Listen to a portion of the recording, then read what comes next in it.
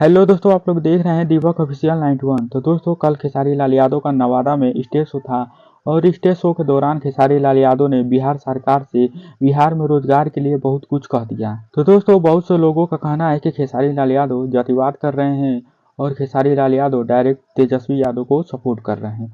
तो दोस्तों, मैं आप लोग बता दूं, खेसारी लाल यादव किसी पार्टी का सपोर्ट नहीं कर रहे हैं।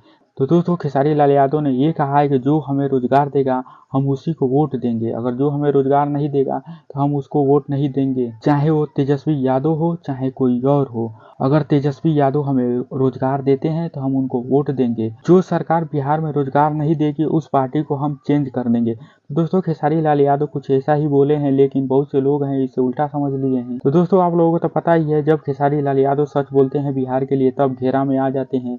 ऐसा ही कल हुआ है। तो दोस्तों, खेसारी लाल यादव किसी पार्टी का सपोर्ट नहीं किए हैं, बल्कि वह बिहार में रोजगार के लिए आवाज उठाया है। तो आप लोगों को क्या लगता है कि खेसारी लाल यादव सही है या गलत, तो कमेंट करके जरूर बताएं। और आप लोग हमारे चैनल पर नए हैं तो चैनल को सब्सक्राइब जरूर करें और बेल आइकन को दबाना ना भूलें।